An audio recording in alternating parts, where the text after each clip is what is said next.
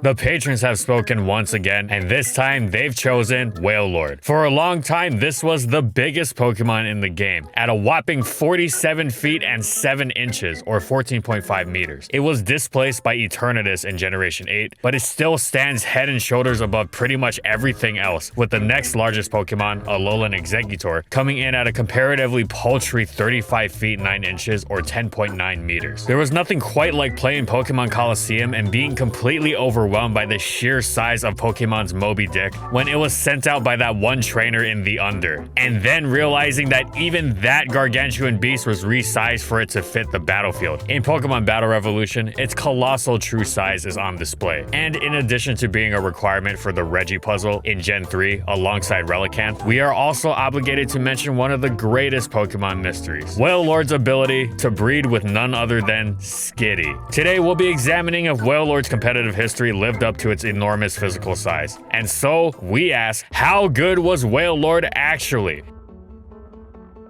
And in this video, we'll be going over these competitive formats.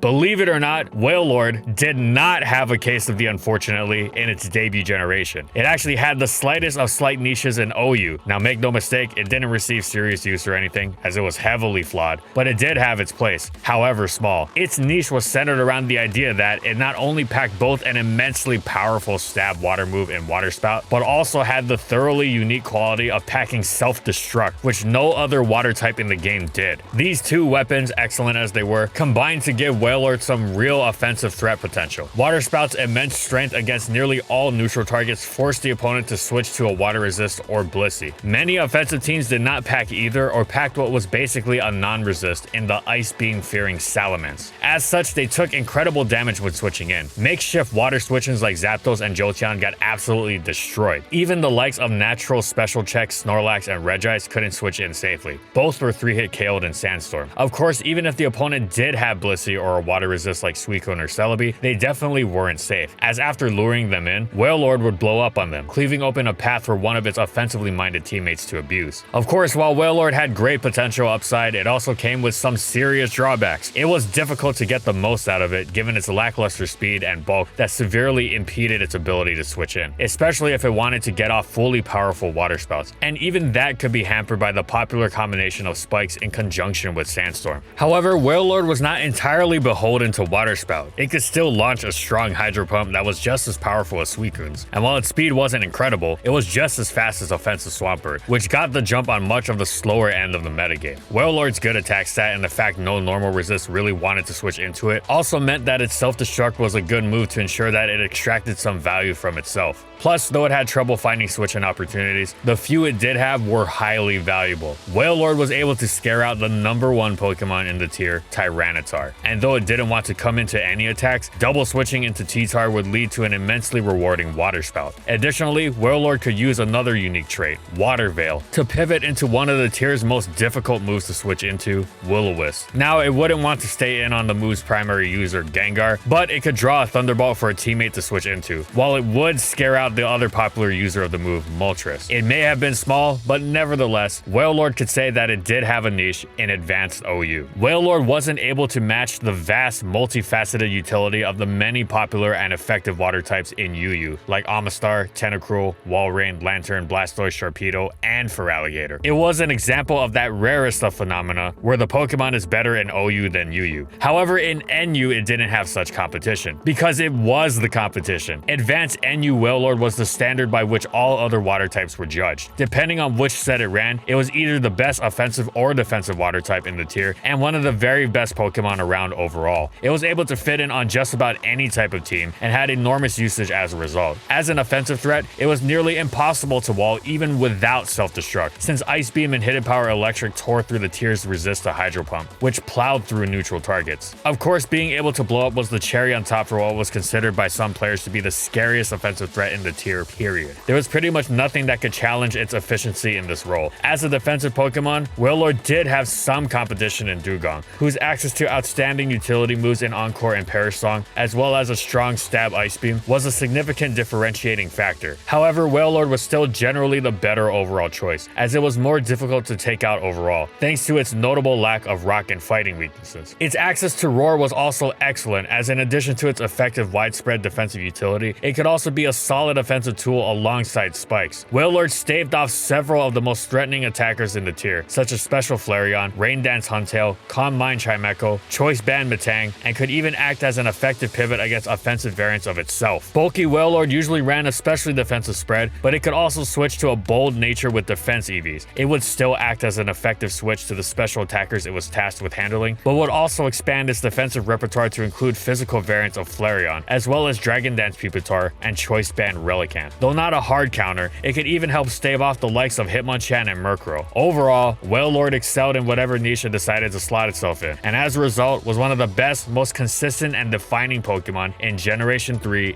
NU.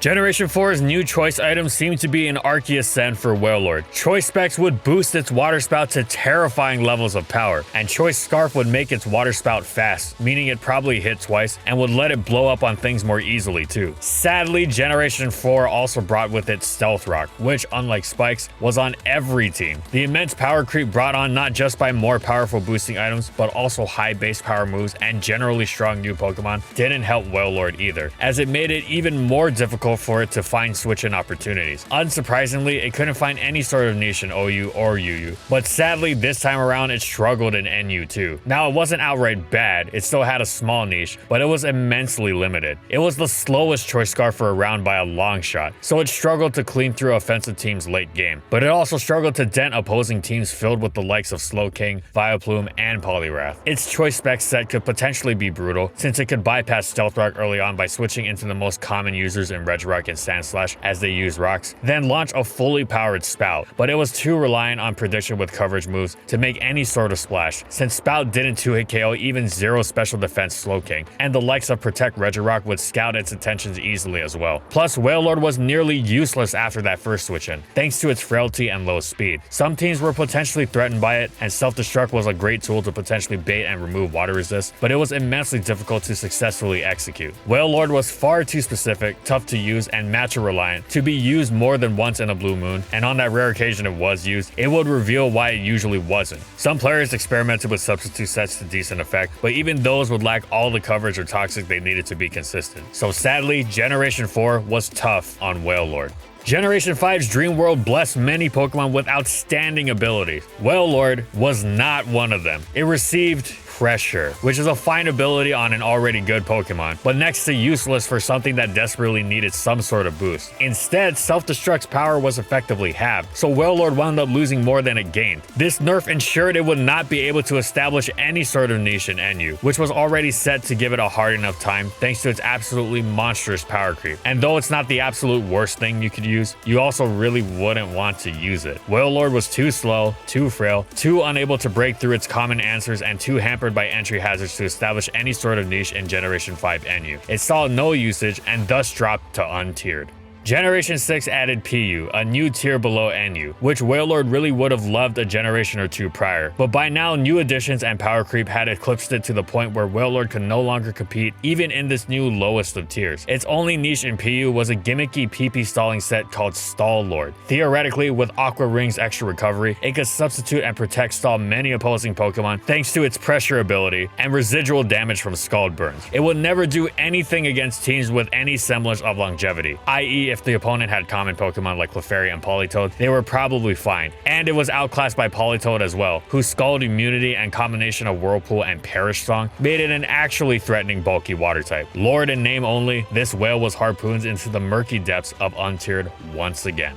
If Wailord couldn't hack it in the relatively weak PU of Generation 6, it stood nary a chance in the significantly power-crept PU of Generation 7. It was outclassed by pretty much every water type in the tier. Even its PP stalling niche was now done far better by Pyukumuku, which was an actually good Pokemon in its own right beyond the PP stalling gimmick. The woebegone Wailord waltzed whence it came, the status of untiered unceremoniously bestowed onto it once more.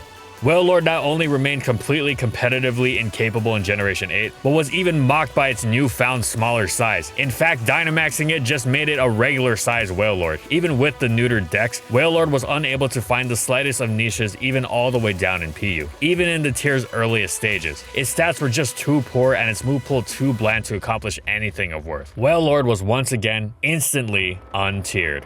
And that's it. So how good was Wailord actually? Well, its first generation was quite successful. A small but dangerous niche in OU and complete dominance over NU. A tier in which it was one of the most defining Pokemon. Sadly, like so many other Pokemon, its inherent traits were not as well suited to the wave of power creep from Generation 4 and beyond, especially when it received no new buffs to help it out and was even nerfed by the boom nerf of Generation 5. Hopefully, its competitive stature can be comparable to its nearly peerless size once again. Thanks for watching, everyone, and thank you so much to our patrons for continued support of our videos and for voting for this Pokemon for this month's patron pick. And if you liked the video and you want to see more, be sure to subscribe to False Swipe Gaming for more weekly Pokemon content. And in the comments, I want to know, what do you think about competitive Wailord? How would you buff it to compensate for its self-destruct nerf? Whatever it is, let me know in the comments. And follow my crew on these social media platforms. And that's all I got. See you next time, everyone.